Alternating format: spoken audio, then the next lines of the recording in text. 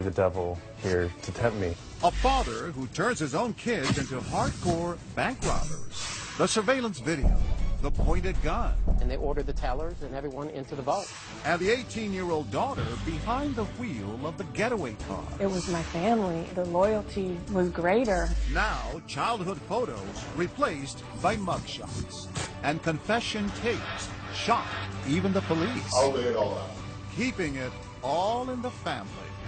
Plus, a loyal employee with a killer boss. I missed my kids being born. He made me come back to work 4 or 5 hours later. Who takes the term murderous job to a whole new level.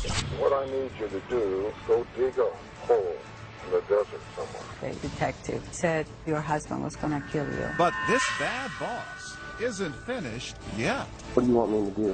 Whack this guy. Loyalties and Lies. Welcome to 2020 on ID. I'm John Quinones. Loyalty. It seems so simple.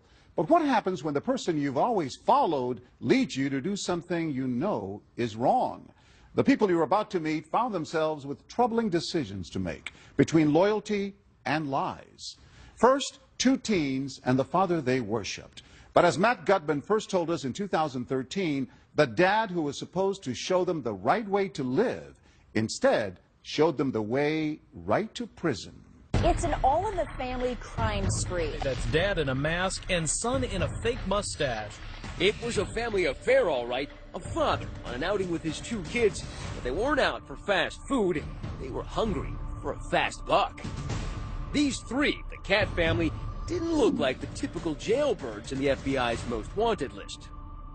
Nope, they looked like they belonged in your church group. The balding dad, his pimpled son, and the pretty blonde sister, still a high school senior.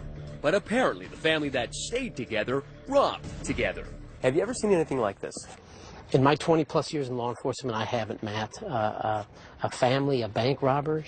If news of Daddy's misdeeds bewildered local cops and journalists, it blew away their own family members. Horrible. Horrible. How can I wrap my brain around this? How could this have happened? We spent 13 months piecing together this story, talking to every major character. It begins where it ends, with Dad, Scott Cat. We met the father of this felonious family here. Nice to meet you. Nice to meet you. Behind 2 inches of glass at the Fort Bend County Jail in Texas. It's shocking to me because I've never been in trouble before. That would be the first of many lies he would tell us. Back then, we couldn't have known this tale would have more twists than a knotted rope, especially given how Cat started life. With a homemaker mom and a dad who worked at the local bank. Good student? He was a football star. Everyone, especially his mom, remembers him being so likable. Scott, he was so much fun. Great sense of humor. Always wanted to make us laugh. Scott Cat fell in love and married his high school sweetheart, Beth, a champion swimmer. She called him her handsome cowboy. What was Beth like? Beth? Oh, very, very loving. Good mommy. Terrific mother. It seemed like they had it all. They really did. He became a structural engineer, and the all-American family settled into a 4-bedroom house with a front porch tucked into Oregon's wine country. They both had great jobs. They both had great cars. They had the 2 kids. They had the dog. Everything that you work so hard to do. Money, family, love. Scott and Beth had everything until Beth was diagnosed with breast cancer. Her daughter, Abby, was just a baby. The only memory I have of my mom, she was on a bright orange stretcher being carried down the stairs, and I remember her face. So your first memory of your mother, or your only memory, is one of her being carried away on a stretcher? Yeah, that's all. But I hold on to it maybe as a good thing. Because it would be the only thing she had. Beth Cat would die at the age of 32, leaving behind 4-year-old Hayden and 2-year-old Abby. Suddenly, Scott Cat was a widower, a single dad with toddlers. How did you deal with it personally? I didn't deal with it. You were in denial? Completely. I was in denial about needing help, about grieving, about depression, about my ability to raise them by myself. You know, I started drinking heavily. What does heavily mean? Well, a fifth a day. A fifth of vodka or Jack Daniels a day. It's a lot of booze. It's a lot of booze. While Dad was drowning his sorrows, the kids were thriving in the pool. The star swimmers were also decent students, and when he was sober, their dad was the proud president of the swim club. And the kids idolized him. He was my best friend for a long time. He was a whole lot of fun, loved water parks and Disneyland almost as much as the kids. We'd all be on the ride together. It was just fun. We were all screaming and yelling, and he went on all the rides with us, and that's cool. So cool that he was really more a friend than a parent. There wasn't really a disciplinarian. I mean, there was no one there hounding us to do homework or keep up our grades. I knew it wasn't normal, but to me it was my normal. Abby and Hayden, by this time young teenagers, soon realized Dad was fun, but they could only rely on each other. We were very close. My sister's the only consistent thing I've had my whole life, and I'm the only consistent thing that she's had too. Well, my brother's my best friend. He was basically the only one that was there for me. I can just look at her and know what's on her mind, what she's worried about. What Scott's kids were worried about most, their dad's drinking. Some of it in plain sight. There were arrests, there was brawling, disorderly conduct, and a new, more expensive vice, cocaine, he says. I'd say probably 3 or 4 grams a week. Scott partied away their savings. They went bankrupt. They lost their home. The lights went out. For a fresh start, and Scott says a new job, Cat traded the Oregon greenery for this scenery. An apartment in a Houston suburb with a whole lot of banks nearby. Money was tight, and I was really depressed. And, you know, I had complained to him saying, you know, if we didn't have to worry about money, there wouldn't be any of the stress or any of these negative things happening in our life. That's when he approached me and said, would you be willing to do something to get some money more illegal than selling drugs? And I said, yes. So you're 18 years old. You need money. Your father says, I have a plan to rob a bank. Shouldn't your first reaction be, are you crazy? Looking back on it, I can't believe that wasn't my first reaction. To say, are you insane? Why did you go along with it so easily? I had a real struggle. I knew it was wrong, but I was really motivated by the money. The night before the first bank I was supposed to rob with him, I had kind of a panic attack all night, deciding, do I want to go down this path of evil, or is this not for me? Ultimately, Hayden Cat would agree to walk down that path of evil. He really wanted my help. In his mind, 2 people could be much more successful at it. But maybe a third would be even better, and there was just one cat left to choose. Scott told Hayden to talk to his sister into joining their gang. She was a high school senior, just 3 months shy of graduating. My dad sent my brother to ask me. Your dad sent your brother to ask you? Yeah. To rob banks with them? Yeah. And then the next day, my dad just basically laid it all out. You know, I'll buy you a new car, and I'll get you an apartment. In some way, I was led on, like, this is how I protect them, and these are the only people I have. Now, son and daughter say this is when they crossed over to the criminal side. A plan was in motion, the mark, the Comerica Bank, just down the block. The morning of the first bank, I asked my dad, you know, are you the devil here to tempt me? And his answer is what really scared me. He said, yeah, probably. I'm asking you to rob a bank. So he knew full well the world he was bringing you into.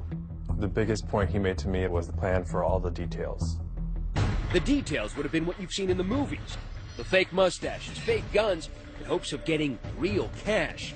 But what the kids were really banking on was beginner's luck. I was actually shaking so bad that the employees grabbed the bag and started throwing money in for me. The family robberies. What could possibly go wrong? When we come back.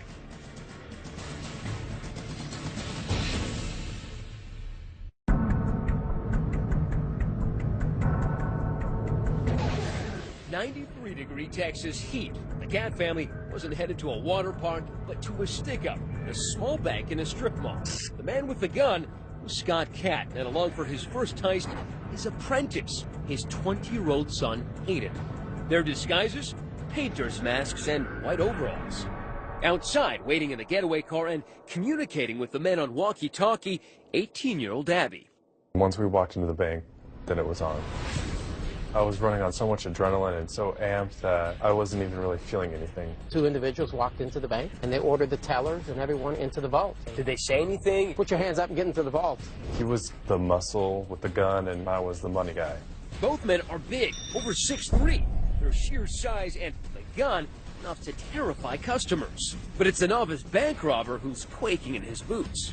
I was actually shaking so bad that the employees grabbed the bag and started throwing money in for me.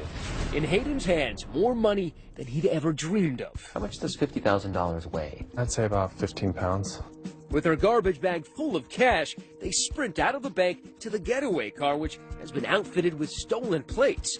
The wheelman, a frightened teenager. I was scared. I mean, it's just something you just like want to be over with. And what was it like driving the getaway car? You know, it's hard because you want to obey traffic laws, but your adrenaline is pumping. It was hard. I had them in my ear. My dad would yell at me to not drive fast, so I didn't. Despite the heckling from her backseat driver dad, the reluctant 18-year-old gets them to their apartment, half-mile away, undetected. The heist had gone off without a hitch, just like Dad had promised.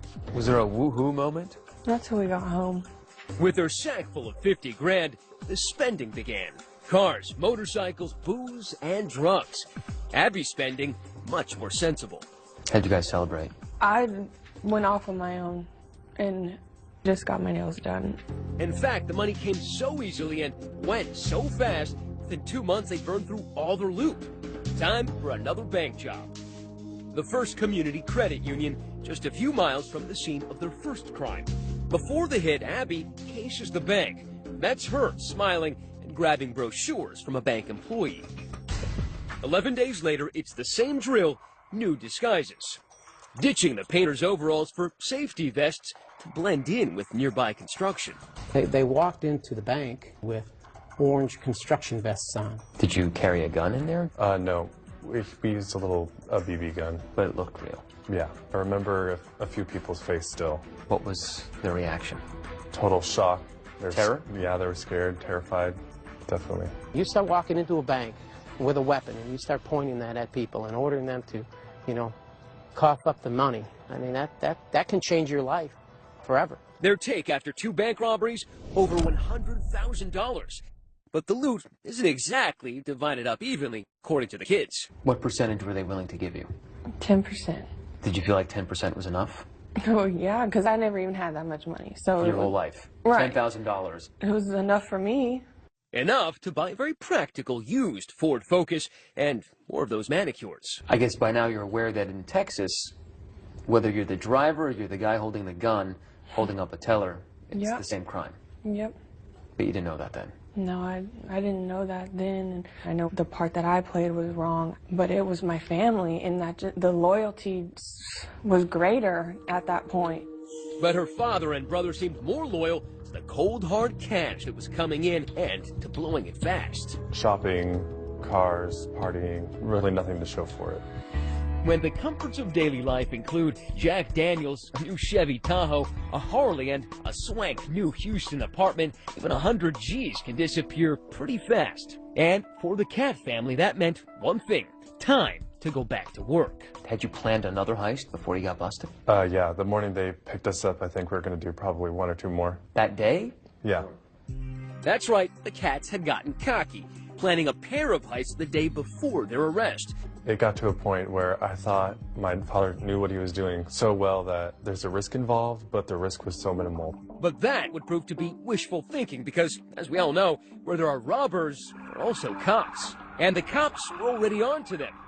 On the surveillance video from the latest heist, they picked up a detail that would impress even Sherlock Holmes. The vests looked new. They actually had creases in them. Because they were creased, you figured they were new. And because they were new, they must have been purchased somewhere nearby. We were able to tie those 2 vests back to a local Home Depot. And those vests were purchased with a MasterCard debit card that went back to Scott. By using that MasterCard, Scott Cat might as well left his calling card. And there's kids are using it in Home Depot to buy the gear they were about to use in a bank heist. It was just the break detectives needed, and the Cats were in the bag. When Scott was arrested, the detective that actually made contact with him told him, well, you're under arrest for bank robbery. And Scott's initial response to that was, which one? They quickly arrested Hayden as well, who was up in the apartment. There, they found the kind of evidence gumshoes dream of.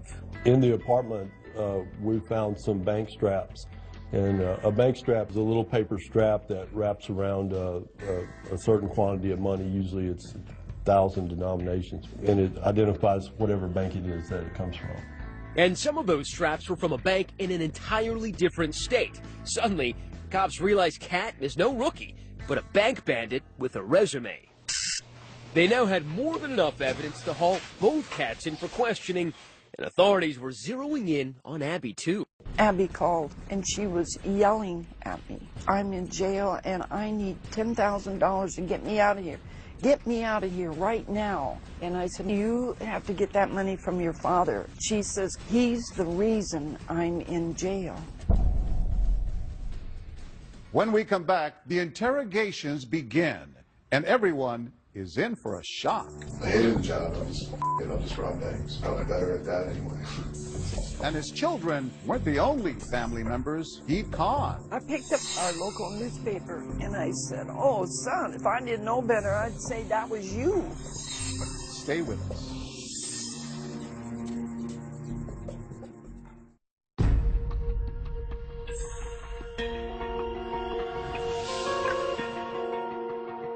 Police had nabbed Scott Cat for holding up 2 banks.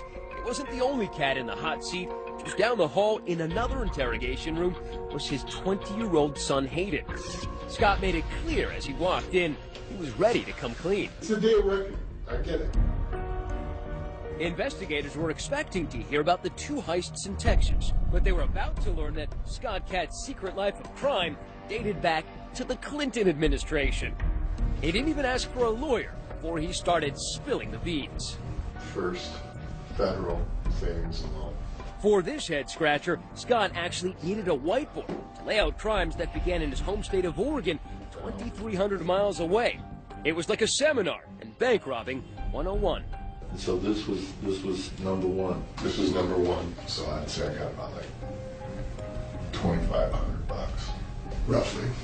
In total, Scott would confess to having robbed 5 banks in Oregon before even setting foot in Texas. I can go in there and just slam it and be out. I'm surprised he was able to, remain undetected, especially when one of the banks he robbed was in his hometown. You would think that someone would have known him.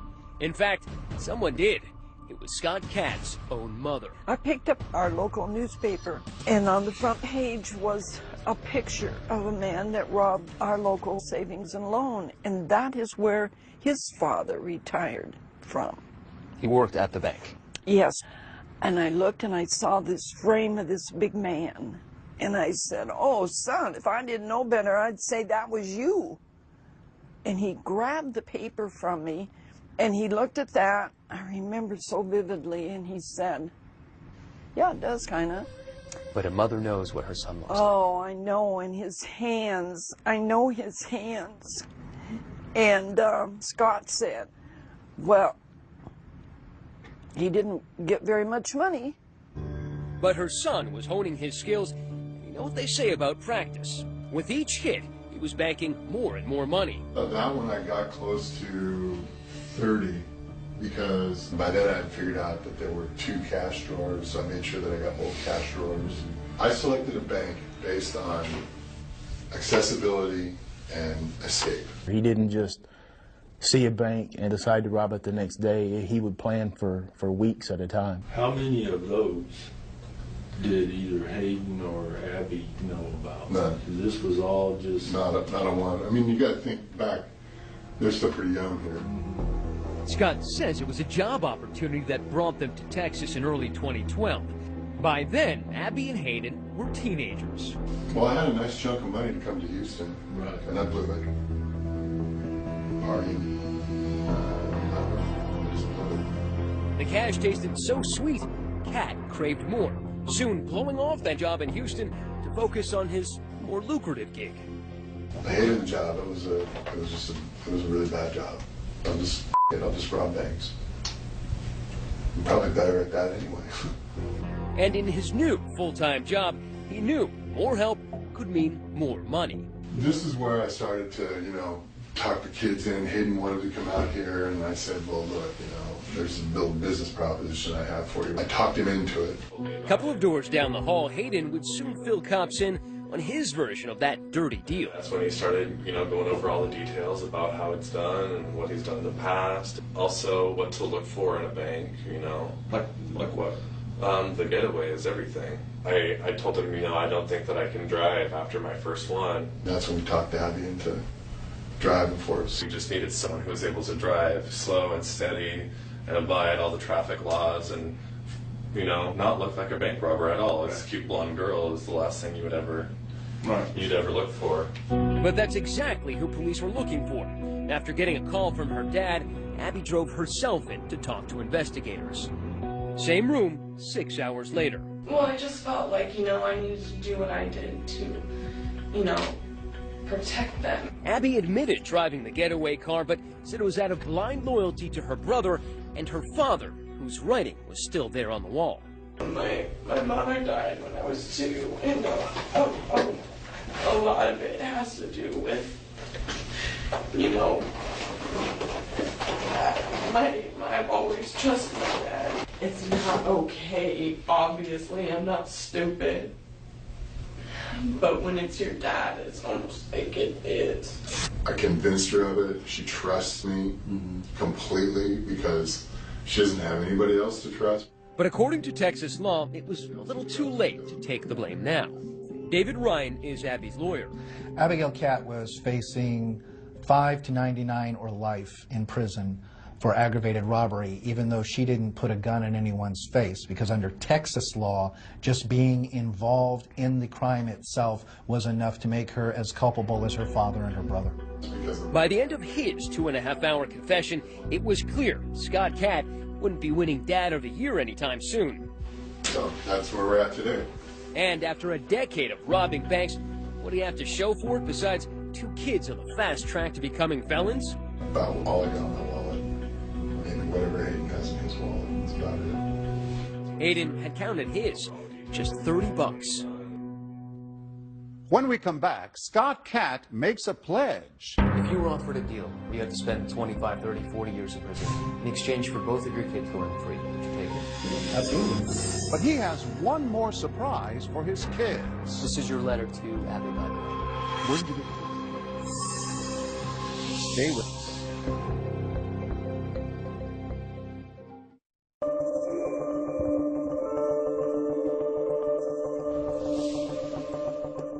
The pretty house with the wraparound porch in Oregon is now in the Catt's rearview mirror. Their new home is the big house behind the bars of the Fort Bend County Jail in Texas. The family had been held in separate cell blocks and hadn't seen each other in over a year. Jailhouse life had taken its toll. Scott said there wasn't enough food and he'd lost more than 70 pounds, almost unrecognizable to his own mother when we showed her footage from our interview. He's talking about man. $2,000 a week. Yeah. He doesn't look the same. Oh, I miss him. He's old. I don't want to see anymore. She's heartbroken by what her son did to the grandchildren she'd helped care for after their mother died. It's so hard. I wish I knew why he did this. I will never know. When we sat down with Scott, he wanted us to believe he was a changed man, a father who would do anything for his kids. If you were offered a deal where you had to spend 25, 30, 40 years in prison in exchange for both of your kids going free, would you take it? For them going free? Absolutely. What about life in prison? Sure. Would you have said you were a good father? I thought I was. Do you think you are now? I have the serious doubts. I mean, I think that we're all sitting in here right now because of my inability to be a parent. What would Beth say, your first wife? What would she say about you dragging your kids into... I can't even imagine. Can't even imagine. I'm really ashamed. Mommy. That's when he cries. About my mom. He wouldn't cry about his kids, but he cried about his wife. Yeah. In fact, as we would learn, he would put in pen and ink how little he cared. Abby's lawyer gave us letters from their dad in which he encouraged them to do hard time so that he could do less of it. With this new information, we went back to confront Scott, this time face to face. This is your letter to Abby, by the way. Where did you get this? It's your handwriting, isn't it? Yeah, it definitely is. And it's your letter. Yes. You told me recently that you would be willing to spend life in prison in order that your kids do not spend time in prison. But here you are asking her essentially to do time for you. I was trying to manipulate. I'm trying to get something Who are you for everybody. manipulating? I'm trying to get everybody something that they can live with. Everybody. You got your kids involved in this. And you're asking them to do time for you. It says it right here. I do believe that you doing prison time will be good for me, and I know that wasn't an easy choice for you. And that's what she said to me in the previous letter, that she was willing to do that. Wouldn't most parents try to dissuade their children, say, please, don't admit to anything. I will take the entire blame here. I would love to, but they have so much evidence on everybody that what are we supposed to do? Your father says he blames himself. He says he's lied to you for many years. Mm-hmm. Do you believe him now? Am I just supposed to believe him all of a sudden? I want to, and I've always wanted to. I believe he feels remorse, but I also believe that he still didn't have my best interests through all of this, through all the court stuff. Does it make you angry? Make you sad? Mainly sad that a situation like that was put in front of my face from the person that is supposed to keep me away from things like that. And that's been the hardest to deal with, because that doesn't happen to everybody. And I feel like now I've lost my mom, and now I've lost my dad. When we told Scott his kids thought he'd failed as a father, he was dumbfounded. Did they forget about all the times, the happy times, if they don't remember the trip to Disneyland? I wish I could have made those memories a little more lasting for them. And unbelievably, despite everything, Abby and Hayden say they forgive their father. I've forgiven him because I have to for myself, or I probably wouldn't be able to sleep at night. So I can start to live a normal life. I don't want hate, anger, any of that in my heart. If your father were right here, Hayden, what would you say to him? I'd tell him that I forgive him. And that I don't want him to carry this burden around with him for the rest of his life. But while his kids might forgive him, the court does not. How do you plead to the offense? Are you pleading guilty freely and voluntarily? Scott Katz's 15 minutes of infamy would stretch into 24 years of prison. I mean, I'm 51 years old, so to me, that is life. If I don't have the opportunity to get out and see parole and make amends to my family and friends and repair some of those relationships, then it might as well be life. Hayden accepted a deal of 10 years, a sizzling cell in Texas, a world removed from his suburban childhood in Oregon. Well, what do you expect prison life to be like? Hell. As close to hell on earth as you can get. How do you plead to the offense? Abby pled guilty and was given a 5-year sentence. Sheriff Troy Nels was so disturbed by Scott's manipulation of his kids that he's decided to help Abby. Instead of shipping her off to prison for 5 years, he's decided to keep her here at the jail, where we found her stitching patches onto police uniforms. I just feel that she's more of a victim in this. So my goal is to try to educate her, get her where she can get her GED, and try to teach her some type of a skill set here. So when she gets out, she can lead a productive life. For Abby, all she has left is her brother, Hayden. Why does that make you sad now? I feel like I can't help him, and I can't comfort him, and that makes me sad. Making an unprecedented gesture, Sheriff Troy Nels allowed us to bring them together one last time before they served their sentences. brother and sister haven't seen each other in a year since the day of their arrest. Hayden is brought in shackled, hand and foot. And the jailhouse rules were strict. No touching. The soulmate siblings couldn't seem to help, reaching out. Abby. Breaking one last rule. Are you doing okay? Yes. Okay. I'm just happy to see you. Yeah, me too. Abby, I'm sorry, okay? I don't blame you for anything. Just know that I love you forever. I love you too. I don't blame you for anything. Nothing. It's gonna be a long time until I see you. I know. I love you. I love you too. Can I give him a hug?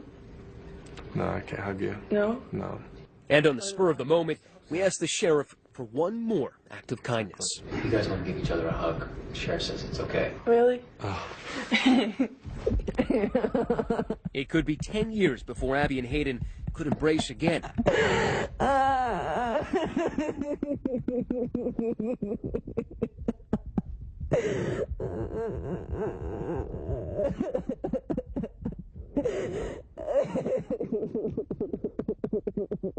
Listen closely. Our mic's picking up Abby's heart, pounding. It'll be okay. I know. It's just gonna be a couple of years until I can see it. I love you. Abby, I love you too. I know.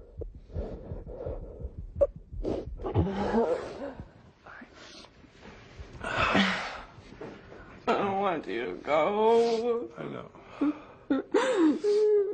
And gushing out came the grief and the regret and the anger. Thank you for the hug. I needed it. I know. I love you. I love you too, okay? Okay. If you ever start to feel down or anything, just start to think about all those good times we had, okay? 'Cause Okay. that'll get you through. Okay. All right. I love you. Abby, I love you too. I'll see you soon. Okay, bye. And after 10 minutes of comfort, shackled again. The siblings' love for one another, the one thing their cruel-hearted father couldn't destroy.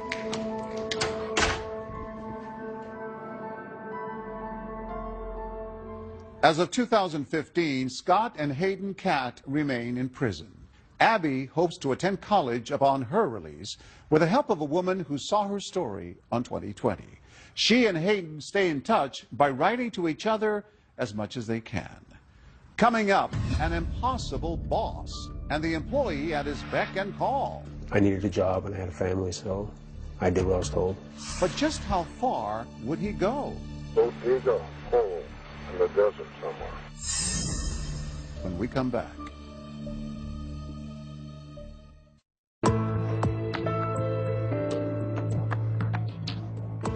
A long-suffering employee spends years meeting his boss's escalating demands, and then a new task, one that would make him an accomplice to murder. As Jim Avila first told us in 2013, the question was, would he follow orders or take the lead straight to the police? Welcome to Arizona Shower Door, a sprawling box of a company in Phoenix, lined with palm trees, where 45-year-old Patrick King had tried to earn a living and support his family. That is, until he got a call from his boss to meet him here, in this bank parking lot, for a special favor. That's Patrick's truck. Inside is Patrick and his boss, Fred Nadler, and this is their day-off conversation. What I need you to do, in super secrecy, okay, is go dig a hole in the desert somewhere. Dig a hole in the desert? Sound odd, even suspicious? Not to Patrick. In fact, it was just the kind of thing he was expecting after 5 years of working for Nadler, a self-made millionaire and owner of Arizona Shower Door, whose corporate credo was as clear as the glass he peddled.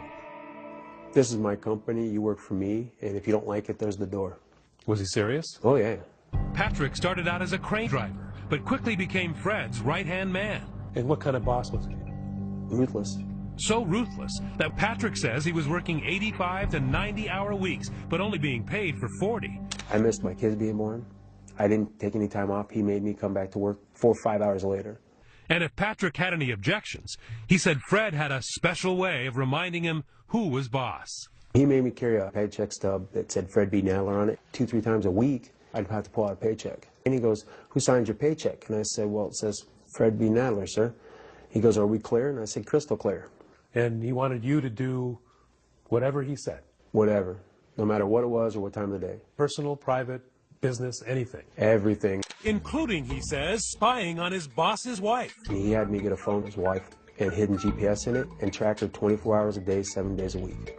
And I complained about a lot of the stuff there and not wanting to do it, but I needed a job and had a family, so I did what I was told. But Patrick's connection with Fred's wife would reach far beyond her cell phone signal. Libby Nadler, like Patrick, was living in a prison of her own, under the thumb of a controlling husband, who she says ran the home just like his office. Everything was fine as long as I went along with it, with whatever he did. He would just tell me if I didn't like it, I could leave. Not all of their 18 years of marriage had been like that, of course. When he told me that he wanted to marry me, he told me that we were going to have a wonderful life. And it was. Trips, a nice home. They even adopted and raised 2 children together. But Fred, she says, always was clear about one thing. He didn't like to spend money. He only liked making it. In his mind, he thought that everything was his. He didn't want to share, not with me, not with anybody else, as long as he was alive. Which meant divorce would be a little tricky. That's when, according to Patrick, Fred's behavior took a twisted turn. He started dropping these little subtle hints and say stuff like, it's getting me a lot of money for you. Coming from a boss who allegedly thought worker pay was optional, the promise of a big bonus seemed to Patrick a major red flag. Sure enough, 3 days later. My phone rings, caller ID, and it said Spike on it. And he goes, we need to meet. Which brings us back to this parking lot. And as soon as I stopped here, he got up, started walking over. So he comes over, and as soon as he gets in, I hit record on this recorder. And I have it sitting right here, and I push record, and I set it right here on the ledge. We're sitting here talking. What I need is somebody I can trust. That's me. Let's go dig a hole in the desert somewhere. I need you to do this because I'm in Arizona. That's right. You got to do it at such a time and a place that nobody can see you do it. He finally said, you know, she filed for divorce. She's going to ruin the company. There's going to be 180 employees and families out of work. You're going to be the savior. You're going to save the company. I was just like, you know, I didn't want to believe it. I will give you a bundle to put in that hole, okay? I'm not telling you what's going to be in the bundle. Be wrapped in a blanket or a sheet or something. Okay. And just keep quiet. So that's easy. The rest of your life. He pulls out a stack of money wrapped in a yellow band, $1,000 on it. Goes, you know, just for showing up, I'm taking care of you, and he throws it at me. So this man who never gave you anything, maybe $20, gives you $1,000 all of a sudden. And Fred, he says, promised more. $10K every year that Patrick stayed with the company and kept his trap shut. That Patrick could not do. Instead, this loyal worker had enough, immediately going to police and handing over that tape. Fred was arrested that evening, Libby watching as he was handcuffed and taken away from their house. The detective said your husband was going to kill you. I told the police that's not true. No, I didn't believe it. When did it sink into you? That question is very hard because I still can't believe it. Sometimes you don't realize it when you are with a controlling person what the outcome would be. Patrick foiled all this. Patrick saved your life, right? He did. He's my angel, and I keep telling him that. And that angel dutifully returned to work the following Monday to report to his new boss. Actually, 2 new bosses, Fred's sons. You save a woman's life, bad guys in jail. They gave you a raise and a hearty handshake when you got back to work, right? No. His reward for saving a woman's life? Patrick was put on paid leave. Then, he says, out of the blue, 6 months later, he was sacked. His parting bonus, a phone call from the prosecutor who was about to take Fred Nadler to trial. And he goes, we have him hiring somebody to come and kill you before the court date. He doesn't want you on the stand. You got a seat right here, buddy. Fred, according to prosecutors, was up to no good, even from behind bars. Nope, it's us alone. Caught on tape again. And this Santa Claus look-alike had an early Christmas gift for his ex-wife and former employee. Yeah, apparently you got a job you'd like me to do. Yes, sir. Yeah. I've got 2 jobs. I'm going to need names. I'm going to need where they live. I'm going to know what you want me to do. Well, Patrick King. What do you want me to do? Whack this guy. Okay. And who else? My ex-wife. There's going to be a lot of scrutiny with these 2 people passing. Okay. Significant people in my life. That's caused me a great deal of problems. But Nadler had more. The hit on Libby required some special handling. You have dogs? Yes. 2 little dogs. They only stand about this high. Meet Fritzy and Shotzi, who Fred apparently wanted the hitman to take care of as well. They're my love of my life. If there's anything I do love that's left, it's my 2 little puppies. So I just like to make sure if it's a day or 2 before somebody finds someone, that they have plenty of water and there's a bag of dog food in the laundry room. Just make sure they got a little something to eat for a while. Nadler might not see Fritzy and Shotzi for a while. He's charged with conspiracy to commit murder and conspiracy to commit abandonment of a body. Even though the ordeal has turned his life upside down, Patrick says he has no regrets. You're a working man, right? You're struggling to make life good for your family. Here's a guy who's offering you at least 10 grand. Were you ever tempted in any way to go on with this? No.